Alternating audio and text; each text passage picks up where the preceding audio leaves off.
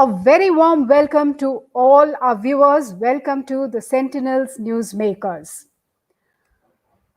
Brojan and Ankur, two young people, committed suicide, both from Assam. They committed suicide. They were in fact forced to take their lives, end their lives, because they were gay lovers and they were not able to convince their parents. Now, the big question here, despite the Supreme Court in 2017 giving the LGBTQ plus people freedom to safely express their sexual orientation, and individuals like you, your and mine, our sexual orientation is protected under the country's right to privacy law. In 2018, Section 377 of the Indian Penal Code was struck down by the Supreme Court. Consensual gay sex was legalized. Despite all of these things, why did these two young people have to end their lives?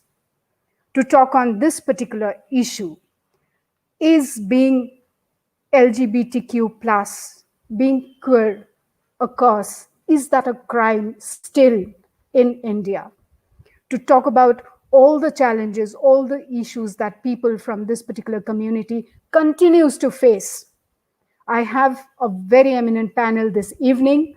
Joining me today is Vyjayanti Vasanta Mogli, transgender RTI activist, co-founder of queer Swabhimana, Yatra, and Telangana Hijra Intersex Transgender Samiti. That's Vyjayanti there on to my extreme right. Vyjayanti, welcome to the show. Welcome to Sentinels Newsmakers. Joining me this evening is Swati Bidhan Barua. I'm sure she needs no introduction for the people of Assam. She is the first transgender judge of whole of Northeast. It's a real honor and pride to have you, Swati, on the show. Likewise, the same thing goes for Vyjayanti as well. You people have been doing tremendous job as far as the communities, for the community. Thank you so much, Vyjayanti and Swati. Also joining me this evening is Jayna Kothari. She is senior advocate and also the executive director at Center for Law and Policy Research. Welcome, Jayna, to Sentinels Newsmakers. And on the show is Abhilekh Kalita. He is the CEO, Star Icon Universe World Pageant. Abhilekh, thank you so much for joining me. Let me start with Swati. Swati, the unfortunate incident that took place in Assam just a few days back, two young people having to end their lives. Why do you think such things are still happening? And, in a society like ours, because Assam Northeast is supposed to be a little more progressive compared to other parts of India. No offense, but that is what we feel. We think that Northeast is a little more advanced and a little more liberal and open-minded. Despite that, two lives lost. Why? Because you see, it is very unfortunate that two of the youngsters, they attempted suicide, and unfortunately, they are no more in this world.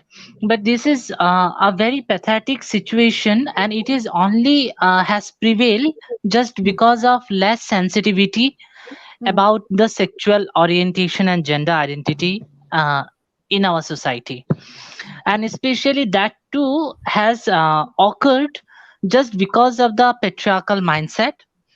And if you see, still the definition of the sexuality and gender are not at all clear among the patriarchal society, because sensitization, according to me personally, sensitization came on the secondary part, but until and unless the definition of gender and acting up. Hello, am I audible? Yes. It was just the internet. Yes. It keeps dropping now and then. Okay. Yeah.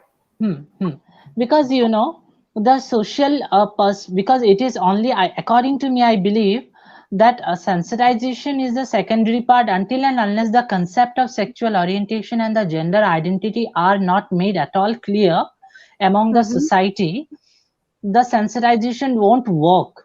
you know Yeah. and it is also because of the sociological perspective on gender, Mm-hmm. because in addition to age, gender is one of the universal dimension on which status differences are based. So unlike sex, which is a biological concept, gender is a social construct specifying the socially and culturally prescribed roles Right. that man and woman are to follow. In Mm-hmm. in addition to that, that Jayda Lana, an eminent activist and also an author, in her book The Creation of Patriarchy, specifically says that gender is a costume, a mask, a straitjacket in which man and female or man and woman dances their unequal dances. Mm-hmm. So in addition to that, again, an Alan Wolf observed of all the ways that one group has systematically mistreated another, none is more, you know, deeply rooted than the way man Right. has or man have subordinated woman. So all other discrimination pale by contrast. Lerner argues that the subordination of women preceded all other subordinations, and that All to right. rid ourselves of all those what other ism, racism, classism, and ageism, it is a Mm-hmm. sexism that must first be eradicated. Right. So that Okay. is so Okay. that is Swati, this why is I believe yeah. it is not only a part on the part of the community or the youngster who attempted suicide, but also it becomes imperative for the society to look Mm-hmm. into and to understand what their actual queries or actual wants are. So All that right. becomes very important. Right. Before I go to Jayna and Vyjayanti, I would like to go to Abhilekh. Abhilekh, what do you think? Because you are a young person, you belong to the community. What has, I mean, why were they actually forced to take that step? I'm sure, you'll have a lot to share on this particular thing. Yes. First of all, the thing which happened with our the last incident which happened with Brajain and Ankur, many Mm-hmm. people have commented. Also, they have given their thoughts. It's a suicide. But let Yeah. me tell you, it's a evil. It's totally a evil orthodox society which have different Mm-hmm. mentality. So it's not a suicide. It's a totally a mental harassment that Yeah. two young gay couple have faced. Many people are Right. still now giving that it's not gay. They are not gays. They are like Mm-hmm. just a brother. They're two brothers. Many people have also commented. I have went through all the detail that what Okay. love they have shared. So for some people they were like brothers. For someone they were like gays. But let me tell you one thing which people doesn't know. Whenever Mm-hmm. you are not eliminating that bad thought from your mind that two boys when they sleep together, that is a crime. Even now in this society it's happening, because if you go to our villages, pe- Yeah. oh my god, they will say what, oh my god, this is like they are like hijra, they are doing like this kind of thing. They are not aware of 377. They're not aware of anything. The main Yes. criteria of understanding one person for knowing the truth of being a transgender or being a gay, bi, straight, whatever, the main is sex education, because mainly nobody is doing the sex education in the education system. Whenever the Right. sex education will be implied and it will Hmm. be focused that yes, there is not only male and female, because when we are studying in our days, we remember we need to art that particular element of showing that that is a male or female, but we are not Mhm. aware of that. Why not we are sharing the thought, and why not we are sharing the things that yes, there are also something that is called LGBTQ, but yes, it has Right. been legalized now. But if Mhm. we legalize the sex education from class 8, most of, Yeah. and now I will also comment on one thing. India Mhm. has also stopped the site that is called porn. The porn sites are banned. But do you think they know the sex education? No.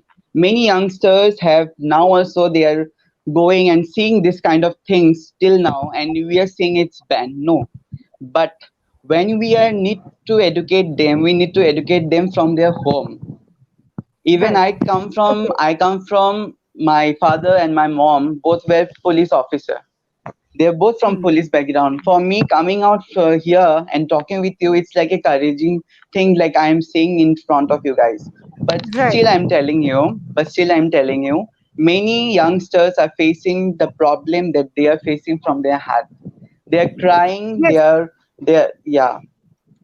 Yes, absolutely, Abhilekh, you're very right. One, I really wanted to bring this thing up about the need to change, maybe as far as the education, the curriculum of our schools is concerned. Maybe it's time we need to introduce, of course, everybody's talking about sex education being introduced as part of the education curriculum there in schools.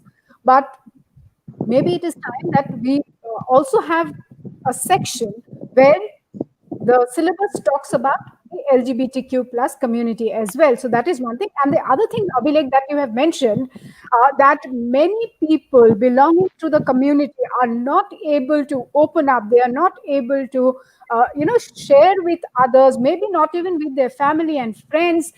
Uh, Forget about friends, not even with their parents or their siblings, that their sexual orientation is a little different from the normal thing. They are not even able to do that. So that, I think, is really, really very sad, and it must be such a torture for them mentally to be not able to talk about things openly and not even to their parents. So, first, I would like to go to Vyjayanti on these couple of points and then come to Jayna about your thoughts on all of these things. Why, still we are still not able to talk, come, open up about what I like, what I want.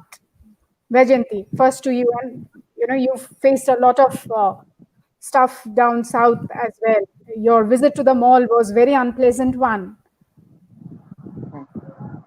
So, thank you. At the root of all of this, I've heard our friend and sister Swati Bidhan Barua, so have I heard Abhilekh as well.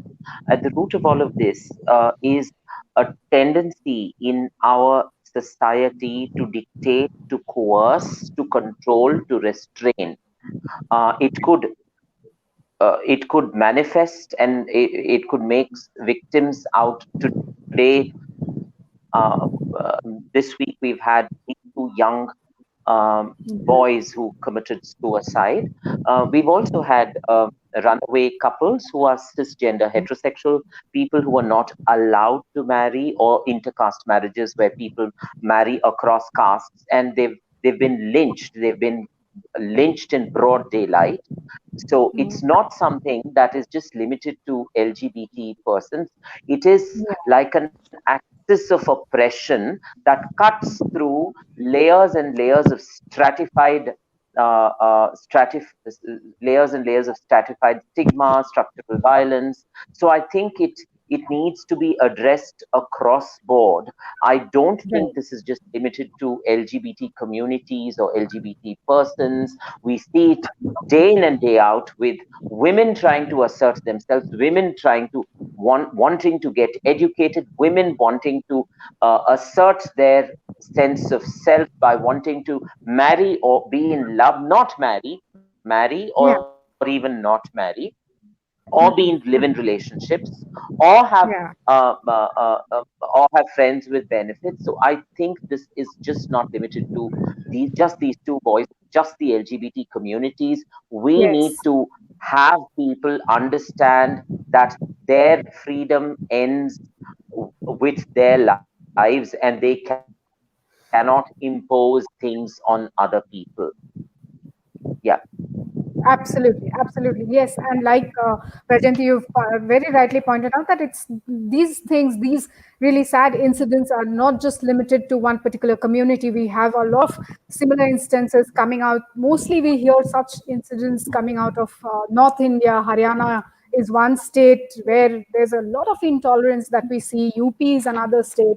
So really very heart-wrenching stories come out of these states. Now, Jayna, you also have been handling a lot of cases. You've seen, of course, Vyjayanti is an RTI activist. Swati is another judge there from the legal background. Abhilekh belongs to the community. They also have first-hand experiences. But Jayna, tell us, why do you think all these things happen? The law is there. Despite that, what's happening and why? Yeah, thanks, Oineetom.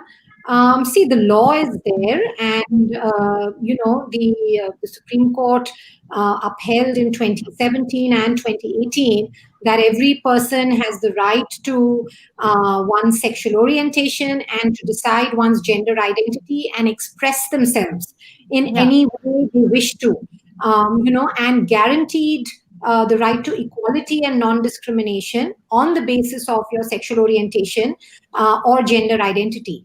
So, all that sounds great, but is it being translated or understood on the ground? So like Abhilekh said, that do people even know about it? What is Section 377? What was the ruling of the Supreme Court? And what is the guarantee from non-discrimination that the Supreme Court has given? What are our constitutional rights? Is this being understood on the ground? And the answer to that is obviously no. Because if you're seeing a young couple obviously being driven to suicide because of the harassment they faced from their family, from society, and it's not just two gay boys, but a lot of young couples who face this. So obviously it means that these constitutional rights are not really understood or translated on the ground. The court has, our Supreme Court actually in 2018 gave some really remarkable judgments. We had a case where the court, in these decisions and other decisions said that, the right to life includes the right to decide who you want to live with. The right to decide your partner, the right to make some of the most intimate decisions of your life, which means who to marry, who to live with, who to have relations with. But our families and societies don't allow this right to minorities. They don't allow it to young girls. They don't allow it to LGBT persons. They don't allow the trans community to express their gender identity or gender expression. And so I would say, like Abhilekh said, that you need sex education in school. I think you need rights education in school. You need an education on our constitutional rights. And at home. I mean, you need our constitutional rights have to be learned. People have to know what our constitutional rights are. Otherwise, of course, this is going to go on, and we're gonna, and until this is internalized, young people are going to be dying like this. Right. Yes. Absolutely. Absolutely. Abhilekh, Abhilekh. I would like to say something like many people are like saying that thing that they have been suicide. But do you think it's a suicide? It's a totally a mental harassment that they have been fighting from a long time. But when it was said like because of your mother, for you guys, your mother had died. That term is very a biggest thing that someone would have in his heart. And when he was being told like you are being killed for your love, your mother has been killed for your love, do that child can just shutter it inside his? No. It's totally a mental harassment where the relatives have been given to them. But do you think the police have been giving the proper investigation? No. Because it's like just a suicide. They went away and they were killed. No, it's totally a mental harassment case where the relatives were pushing them like you can't be together. If you'll be together, you will be forced to death. And that happened. It's a totally mental harassment that they have been thrown, because if you go through bookish things like the law panel and all, no, but this is a totally that case that is a mental harassment, and one individual can understand the other individual but what they have been gone through, but nobody was concerned. They just, in all the social media is written, it's just a suicide case, and it does case has been shuttered down like that only, no investigation. Right. Swati, how would you like to react to this? The way the case, this particular case has been treated. See, because it is one of the, as far I gathered some information from this incident, what I could recollect is, what I was able to recollect is, both the members who attempted suicide are from the same family members. And it was a family pressure. And moreover, after their death, even their suicide note, in the suicide note, they has just only mentioned about the various harassment they have faced, but they have not taken anyone's name.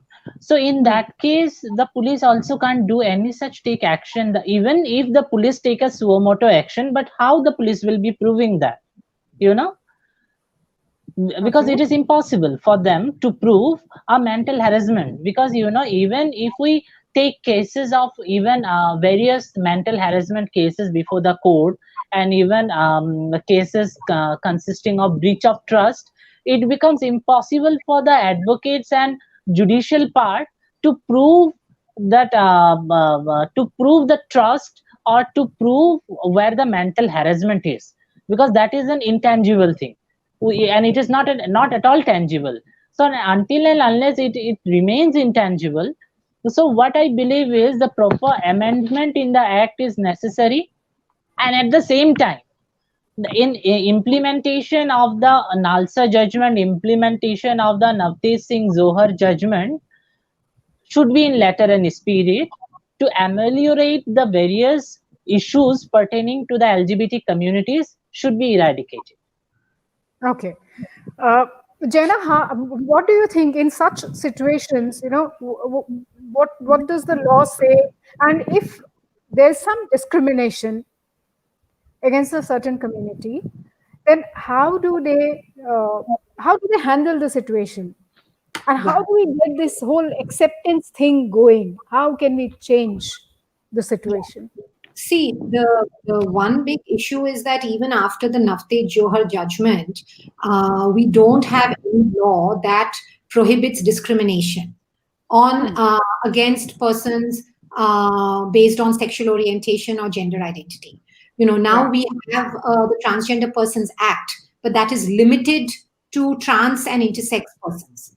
And we don't have, for example, any law that 377 may be decriminalized for consensual sex, but that's it. It does not say we don't have any legislation which says that persons cannot be discriminated based on their sexual orientation. And this kind of mental harassment and social pressure and harassment is actually a form of discrimination, only because of their sexual orientation. We don't have a law. And in fact, one of the big demands that I have kind of written about and we have put forth at CLPR is that the fight for LGBTQI equality doesn't end with Navtesh. In fact, it has to start with Navtesh.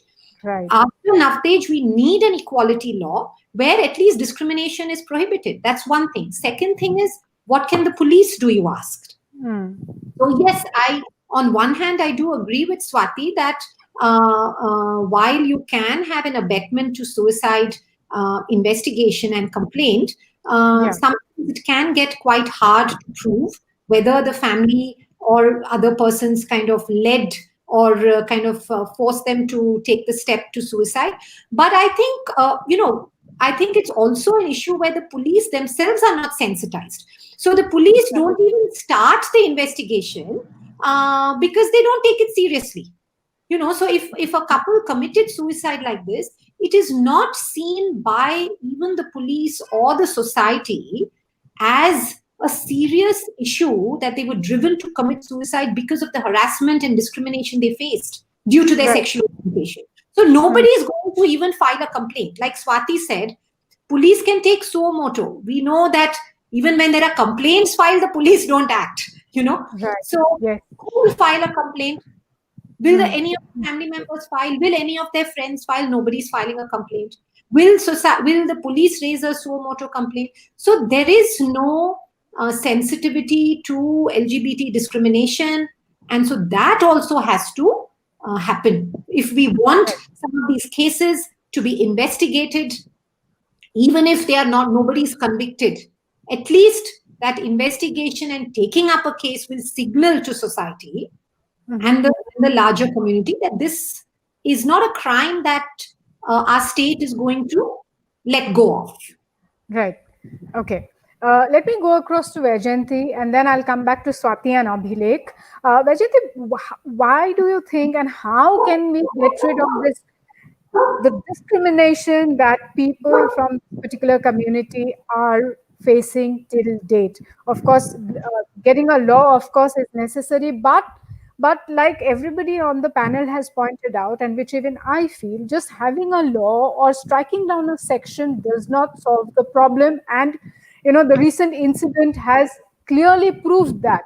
Like Abhilekh said, that we really need to, people are not even aware what the Supreme Court has done, what the law says. No, and even the police, who's very well educated and knows the law, even they do not seem to be much bothered. But keeping aside the police and the law, as far as the society is concerned, the family is concerned, family first, and then maybe we can talk about the society and the friends and everyone else. What do you think is the way forward?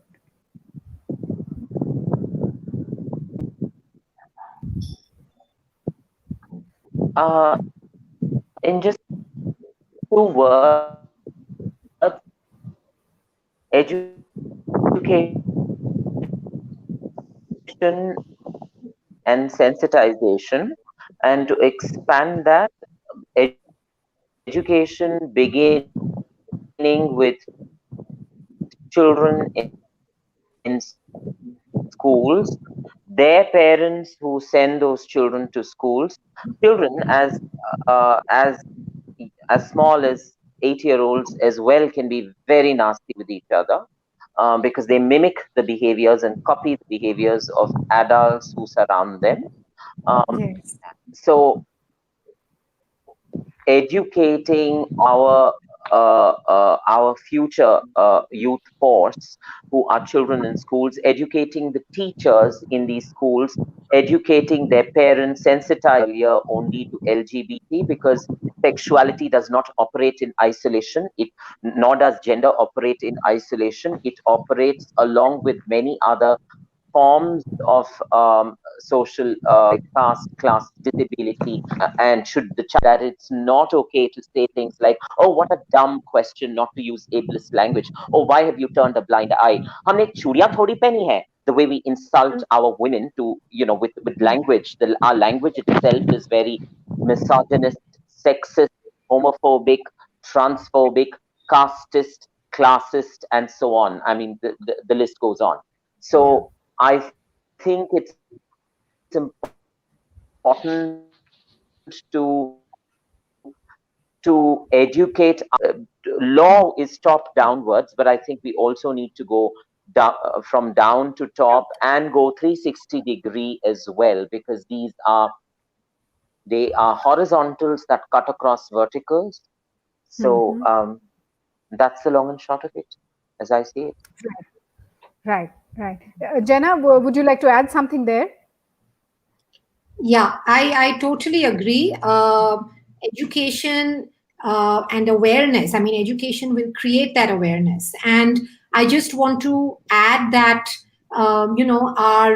at our school level, and building from that, I think we need to build our education to speak about our constitutional rights. I think what's happening is yes, just laws are not enough, but sometimes the law can lead social change.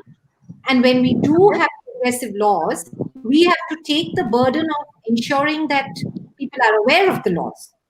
So I think there is an emphasis, there is a need to have, how do we translate these big constitutional judgments of the Supreme Court? How do ordinary people understand them?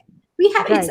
it's an obligation on our part that they should understand that and create that awareness about it. But Jayna, Swati, Abhilekh, and Vyjayanti, my question here is, how do you make your parents understand? Because they are the first ones that we need to talk, open our heart to. Because that's the first. Then comes the society and everything else. So, वहाँ पे आप कैसे करोगे? What is the way forward? I Because I think, really feel yeah, bad for so many people I know who are not able to come out and even share things with their parents. I mean, it's very hard. It's not easy because families can be very, very controlling Yeah, and dominating. So it's hard on many issues. But I think it has to start with being able. It has to start with talking about these issues at home. And I'm not saying it's easy.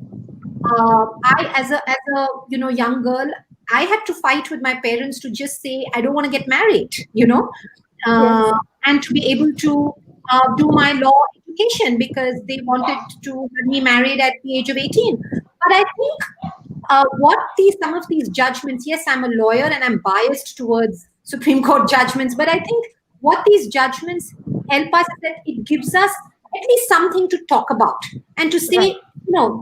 so the first step is to have the guts to speak about these things at home. Yeah, yes, yes, which is So a very tough one, actually. it's tough. Unless, It's not easy. It's not easy, but unless you start talking about it, yes, yes, uh, yes, no one's going to know that these are issues that we have to face.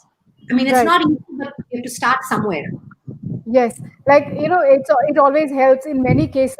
Whom I know personally, it was easier for them because they had siblings, and siblings at times really come in handy. They might be fighting with you all the time, but there are times when your brother or your sister stands by you, understands you emotionally, and understands the way you look at life, and they're ready to stand by you, and that really is a comfort zone. But Abhilekh, you've been a lone child. You're a single child there. So how was it for you? I'm sure you're of course lucky to have your parents who've really understood the whole thing and have stood by you. Okay. First of all, being a drag queen. So many people doesn't know about the term as drag queen. So drag queen is a person who intimates some other person Mhm. and who entertain others. So basically, I'm a drag queen. I would like to clarify that. Secondly, if my mom and if my father have died recently.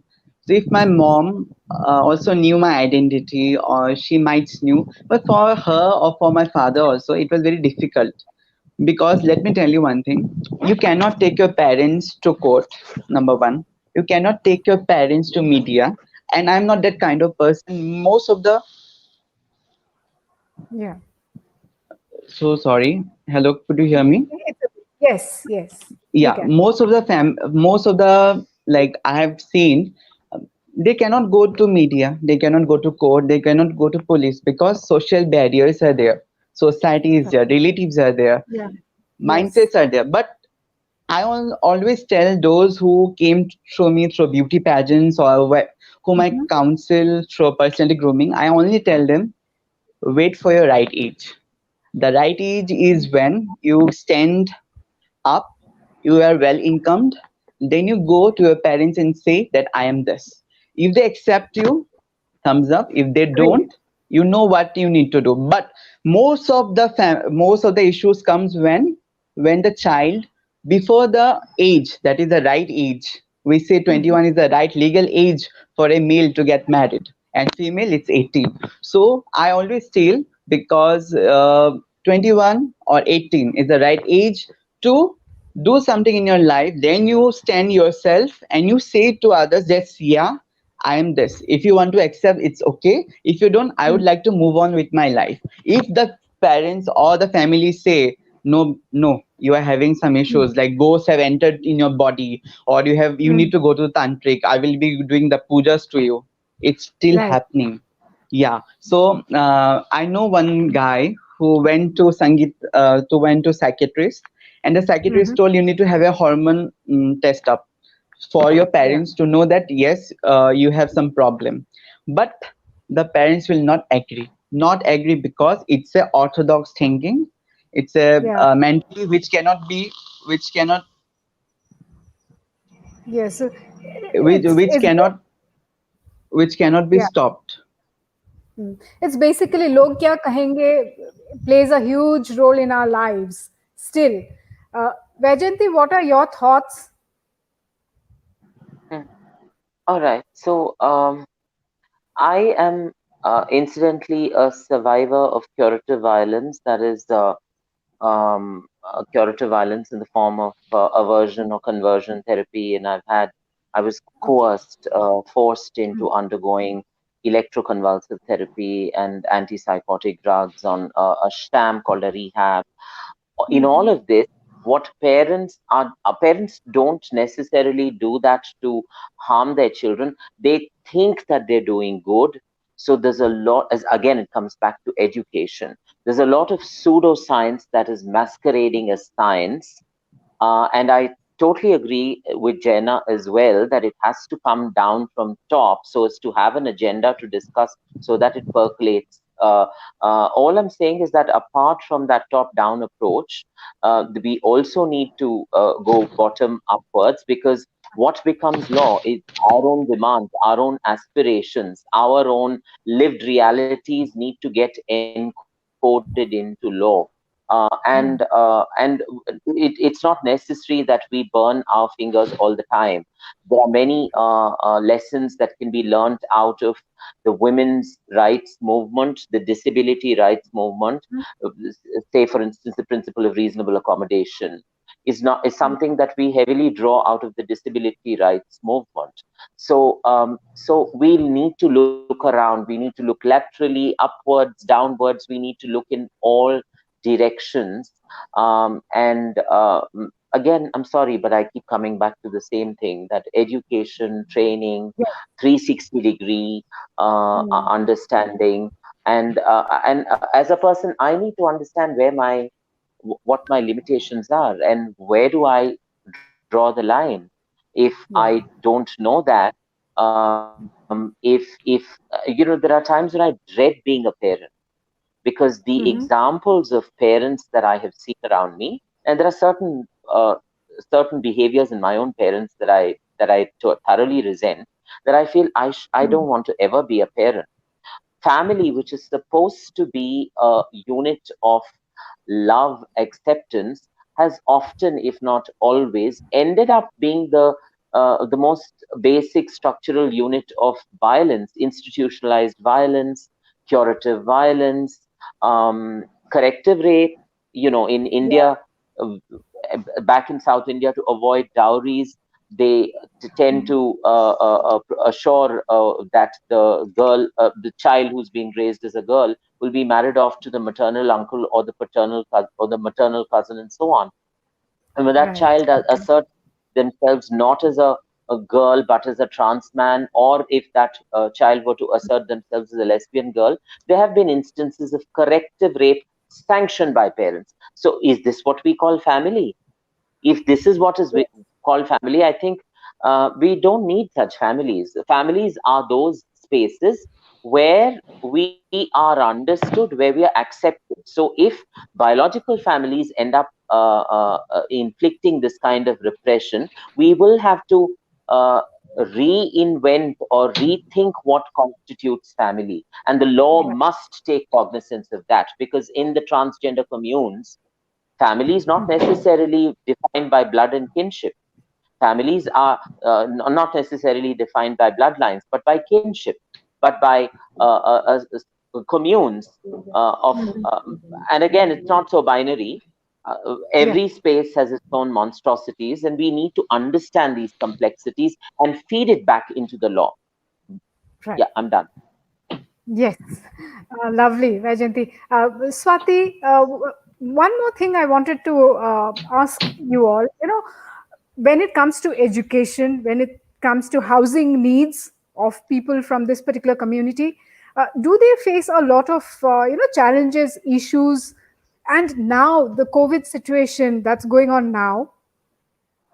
How are people, the underprivileged people from the community coping with COVID and other health issues, and also the livelihood situation at this point of time? Swati, first to you, then I'll come to Jayna and Vyjayanti on this particular thing. Abhilekh, I'll come to you. You wanted to, I think, share something.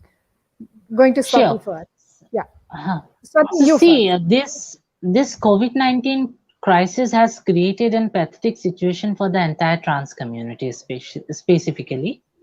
Moreover, most of the transgender, their livelihood are based on beggings and on sex work and on or any other livelihood that they have chosen as a part of their living. So now this COVID-19 crisis has created such a situation for the entire trans community that their life are at stake.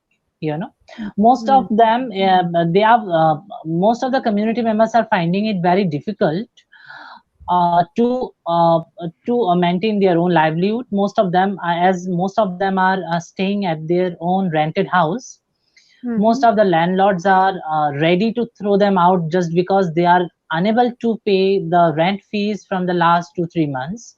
So even the recent case of one transgender who has been encountered with COVID-19 virus, and she has been forcefully kept in the male's ward. So these are the ongoing situation and prevailing situation in our state. So that reflects the insensitivity and a lack of knowledge towards the transgender, towards the gender identity, or towards the sexual orientation peoples.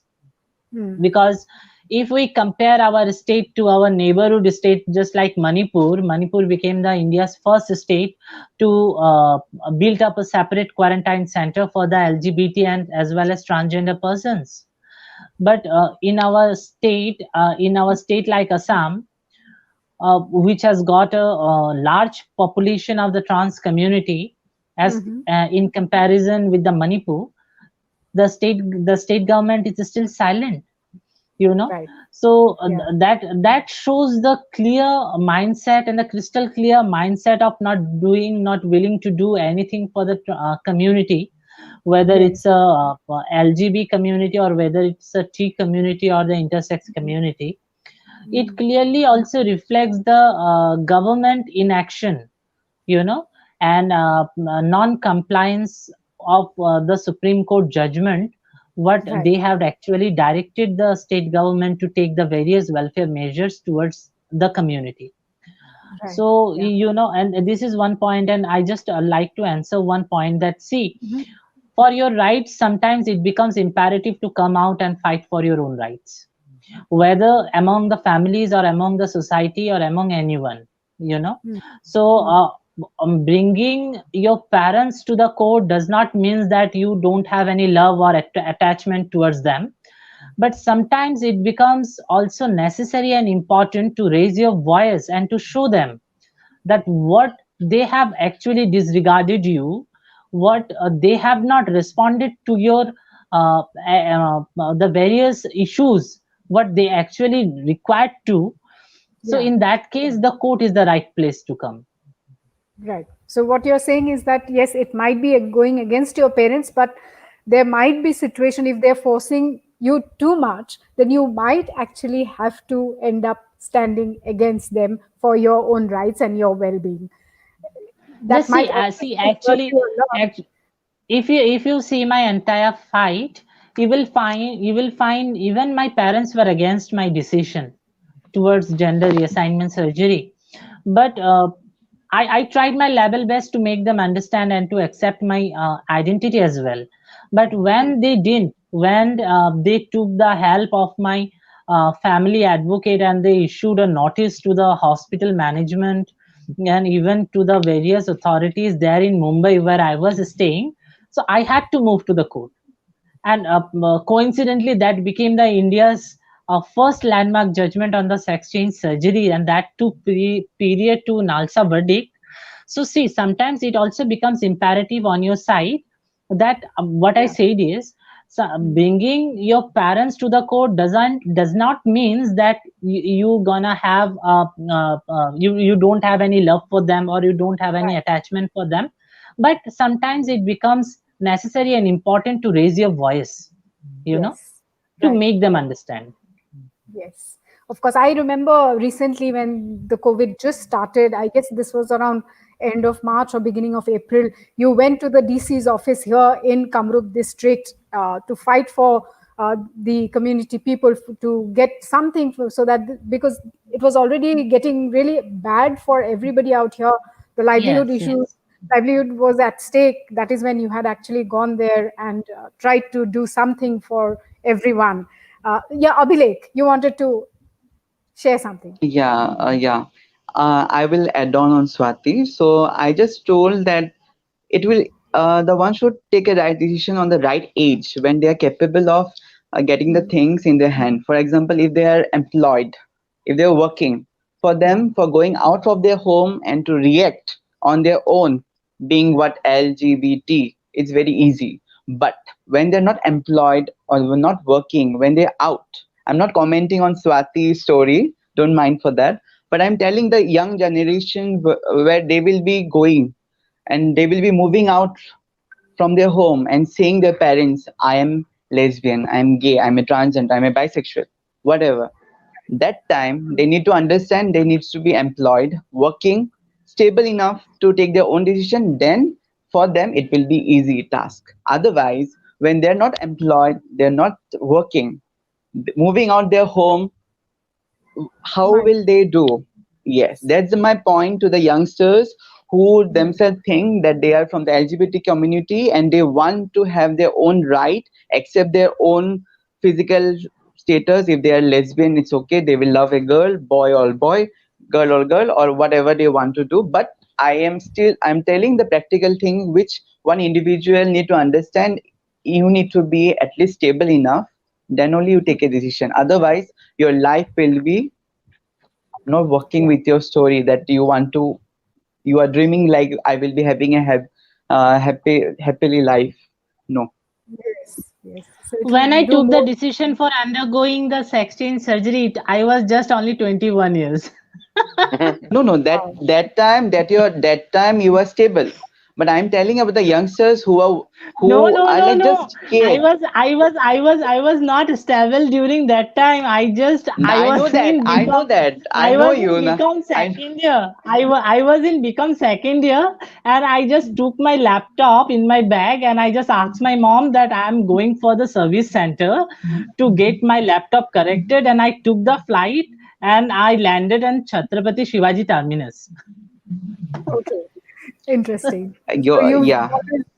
you've already decided and you are gutsy enough and bold enough to, do what you thought was right at that point of time.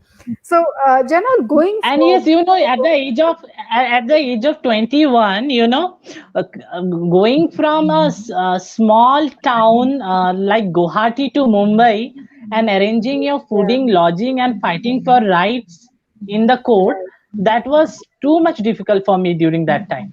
And And during that time, I was just only 21. yes, of course. And yeah, sure. Jenna, going forward, after this unfortunate incident, what do you think? Where does the society stand at this point of time? Where does the community stand? And what do you think the future is extremely bleak still? No, I think things are changing. Of course, these incidents are extremely tragic. But I think this incident also in the backdrop of the COVID situation also we have to Yeah, see, because right. already things in this COVID time are extremely difficult. The trans community and the LGBTI community has been impacted a lot. And I think, and this has impacted everybody. Like, the COVID situation with the lockdown, being stuck at home with family has kind of increased domestic violence and harassment. So, Yes. I mean, I would say that these kind of situations are kind of increasing the harassment and vulnerabilities of young people, because they are kind of stuck within their homes and stuck with families, and they're not able to do many other things because of COVID. So that's one thing. But I also think, secondly, is that how do we move forward? I think we have to move forward by really taking steps to how do we make our rights work? And the Yes. situation you said, what do we do? What Abhilekh said, how do young people who are not stable, who don't have any, how can they just take their parents or anybody to court? And the thing is, so we need, if we really want to make rights work, along with education and all of that and awareness, we also need a lawyer community. We need a legal community that is sensitive and that will come in to help and take up some of these issues that young LGBTI persons, or not just young, anybody from the LGBTI community needs help with. Half the time, the situation is you don't know who to approach. If you want to file a police complaint or any complaint of harassment, you don't have any legal support. If you find lawyers, you don't have money to pay them. Even if you sometimes have money, the lawyers themselves may not be sensitive and kind of shoo you away.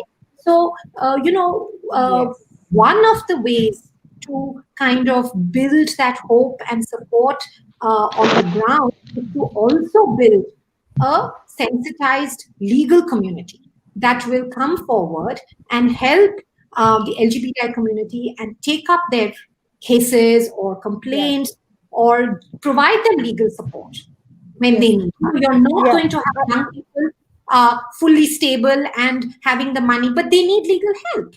And we have to find ways to provide that.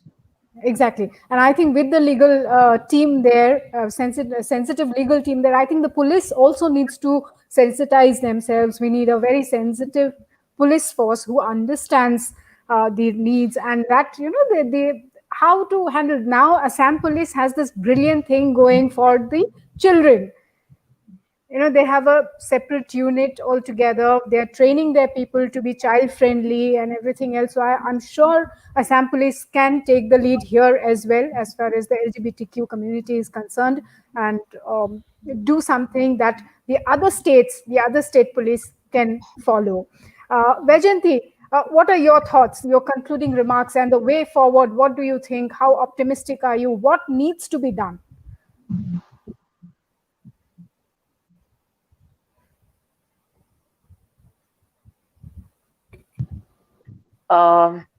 Right now, let's also be aware that we are in exceptionally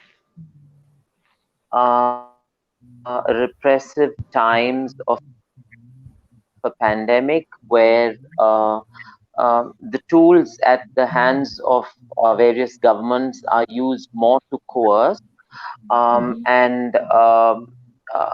it's not, the situation is not like how it was in 2018. To further reassert ourselves, stay safe, and at the same time not allow either families or state agencies. We are all aware how these and domestic women, it has affected women. It's also affected LGBT communities and many other communities. So I think, as Jayna said, apart from the lawyer communities, we ourselves will need to be aware of our rights. While there's the new education policy, we need to know our policies. We need to know our rights, and that won't happen unless a certain amount of legal education is taught right from schools onwards. Children read civics only at class 9 or 10. I think that should be introduced at a very young age, Earlier. civics Right. or political science or some fundamentals of law, where right from childhood, children know that certain rights are inalienable and a certain minimum level of respect is not to be earned. People throw this around that you need to earn your respect. I need to earn my respect, perhaps as, say, an engineer if I'm an engineer, or an economist if I'm an economist, but I don't need to earn my respect as a human being. That's a free gift of life. That's what the Constitution guarantees us. And I won't fight unless I know this, that this is a free gift of life. Nobody needs to force me to earn that respect as a human being. It's a free gift of life. It's available. It's my duty to respect people. It's their duty to respect me. We are not doing each other a favor. We're just doing our duty. Yes. So these are those messages that need to go. So we need to know our rights. We need to have some level of legal education, and I'll rest it at that. All right. Swati, your concluding comments. And Abhilekh, I'll come to you. See, as it becomes very so see, as it becomes very necessary at this stage that to know about the various aspect of the sex education and the education system, so we have to keenly look into the new central government's education policy, that whether it includes the gender subject or the various aspects of the sex education or other issues that are included in this newly education policy or not, or in that regard what the central governments or the state governments plans to do. So we have to look into that as well. Right. All right. Abhilekh, finally. Yeah. As a topic today was LGBT is a curse. So I don't think it's a curse, but the mentality of people need to be changed. How it can be changed, we don't have any answers with that, because we cannot change people mentality. We cannot cook their mind and add some spices on that. We can't do that, because we can't go and educate the villagers. You learn this kind of things. It's happening in the society. They know about everything, but they will not say, I will not accept. I will not tell my child to be a gay. They will not accept this kind of things. It's a bit, this question is not about sanitization, not about education, not about anything, but this question is from the heart to heart. If they accept their child as whatever they are, then it will be a free-minded thing. That's my point. And I would like to say about the youngsters who are thinking to come out their life, I will just comment on one thing. First, stable your life, then you do whatever you want to do.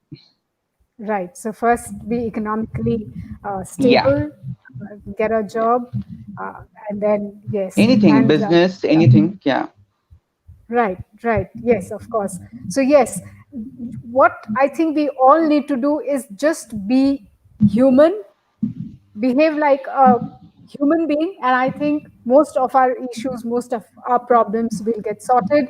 I don't think we really need a law, or yes, of course, education is important to a great extent. Of course, we need that, but I will agree the law is also important, because without law today, the 377 Act, because of that many people are aware of that, but still we are hoping with open hands, like we should also have the right to marriage.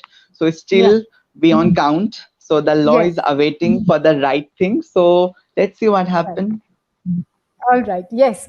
Hoping for the best. And I really hope that all those colors of rainbow really come true. Life becomes really beautiful and wonderful for everybody. On that note, thank you all. Thank each of my panelists today evening. Great having each one of you on Sentinels Newsmakers, looking for everything positive and colorful and bright.